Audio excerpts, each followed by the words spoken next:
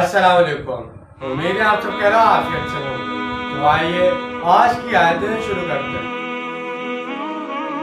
बिस्मिल्लाहिर्रहमानिर्रहीम। فَكَانَ دَعْوَاهُمْ إِذْ جَاءَهُمْ بَأْسُنَا إِلَىٰ أَنْ قَالُوا إِنَّا كُنَّا ظَالِمِينَ۔ شروع اللہ کے نام سے جو بڑا مہربان نہایت رحم کرنے والا ہے۔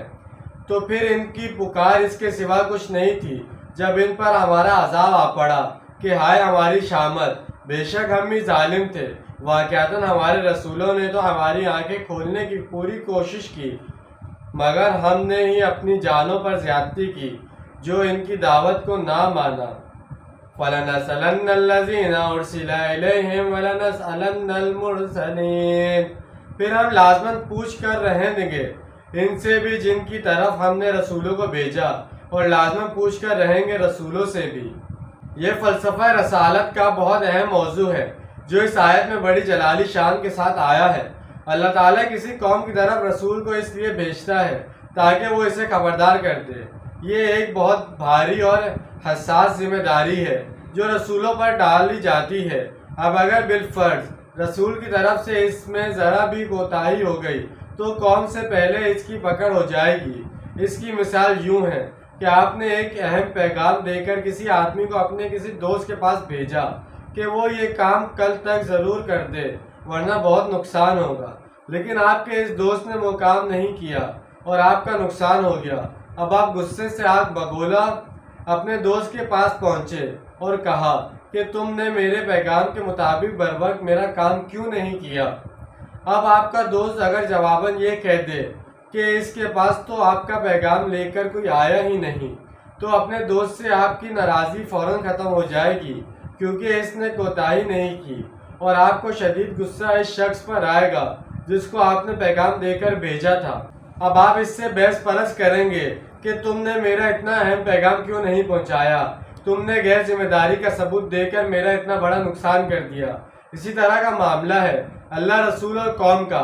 اللہ نے رسول کو پیغمبر بنا کر بھیجا ہے، بالفرض اس پیغام کے پہنچانے میں رسول سے کوتاہی ہو جائے تو وہ جواب دہ ہوگا۔ ہاں اگر وہ پیغام پہنچا دے تو پھر وہ اپنی ذمہ داری سے بری ہو جائے گا۔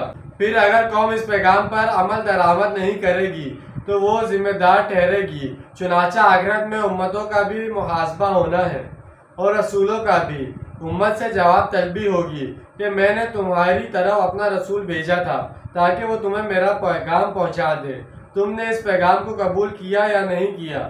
اور مرسلین سے بھی پوچھا جائے گا کہ تم نے میرا پیغام پہنچایا یا نہیں۔ اس کی ایک جھلک ہم سورہ معاہدہ آیت 109 میں بھی پڑھ آئے ہیں کہ سوال میں، اور پھر اللہ تعالیٰ کے حضرت عیسیٰ علیہ السلام کے ساتھ قیامت کے دن ہونے والے مکالمے کے ان الفاظ میں بھی دیکھ آئے ہیں۔ اور جب اللہ پوچھے گا کہ اے عیسیٰ ابن مریم، کیا تم نے کہا تھا لوگوں سے کہ مجھے اور میری ماں کو بھی اعلیٰ بنا لینا اللہ کے علاوہ؟ اب ذرا حجۃ الوداع 10 ہجری کے منظر کو ذہن میں لے آئے۔ محمد رسول اللہ صلی اللہ علیہ وسلم ایک جبہ غفیر سے مخاطب ہیں۔ ایک تاریخی موقع کے پس منظر میں آپ صلی اللہ علیہ وسلم کی 32 برس کی محنت شاکر تھی، جس کے نتیجے میں آپ صلی اللہ علیہ وسلم نے ذخیرہ نماں عرب کے لوگوں پر اتمام حاجت کر کے دین کو غالب کر دیا تھا۔ لہٰذا آپ صلی اللہ علیہ وسلم نے اس مجمع کو مخاطب کر کے فرمایا، الا حل بلغت، لوگوں سنو، کیا میں نے پہنچا دیا؟ اس پر پورے مجمع نے یک زباں ہو کر جواب دیا۔ ایک روایت میں الفاظ آتے ہیں کہ ہاں ہم گواہ ہیں۔ آپ صلی اللہ علیہ وسلم نے رسالت کا حق ادا کر دیا۔ آپ صلی اللہ علیہ وسلم نے امانت کا حق ادا کر دیا۔ یہ قرآن آپ صلی اللہ علیہ وسلم کے پاس اللہ کی امانت تھی جو آپ صلی اللہ علیہ وسلم نے ہم تک پہنچا دی۔ آپ صلی اللہ علیہ وسلم نے امت کی خیر خواہی کا حق ادا کر دیا، اور آپ صلی اللہ علیہ وسلم نے گواہی اور ضلالت کے اندھیروں کا پردہ چاک کر دیا۔ حضور صلی اللہ علیہ وسلم 3 دفعہ یہ سوال کیا اور 3 دفعہ جواب لیا، اور تینوں دفعہ انگشت شہادت آسمان کی طرف اٹھا کر پکارا، تو ہی گواہ رہے، یہ مان رہے ہیں کہ میں نے تیرا پیغام انہیں پہنچا دیا ہے۔ اور پھر فرمایا کہ اب پہنچائیں وہ لوگ جو یہاں موجود ہیں، ان لوگوں کو جو یہاں موجود نہیں ہے۔ گویا میرے کندھے سے یہ بوجھ اتر کر اب تمہارے کندھوں پر آ گیا ہے۔ اگر میں صرف تمہاری طرف رسول بن کر آیا ہوتا تو بات آج پوری ہو گئی ہوتی، مگر میں تو رسول ہوں تمام انسانوں کے لیے جو قیامت تک آئیں گے۔ چنانچہ اب اس دعوت و تبلیغ کو ان لوگوں تک پہنچانا امت کے ذمہ ہے۔ یہی وہ گواہی ہے جس کا منظر سورہ نساء میں دکھایا گیا ہے۔ پھر اس روز حجۃ الوداع کے موقع والی گواہی کا حوالہ بھی آئے گا کہ اے اللہ، میں نے تو ان لوگوں کو تیرا پیغام پہنچا دیا تھا، اب یہ ذمہ دار اور جواب دہ ہیں، چنانچہ معاملہ ان پر کھول دیا گیا تھا، لہٰذا اب یہ لوگ لا علمی کے بہانے کا سہارا نہیں لے سکتے۔ تو جیسے کہ آج ہم نے 2 آیتوں کا ترجمہ اور تفسیر بیان کی ہے، امید ہے آپ کو سمجھ میں آئے گا، پسند آیا ہوگا۔ ملتے ہیں اگلی ویڈیو پر، ڈھیر سارا خیال رکھیے گا اپنا، زیادہ دوسروں کا خیال رکھیے گا۔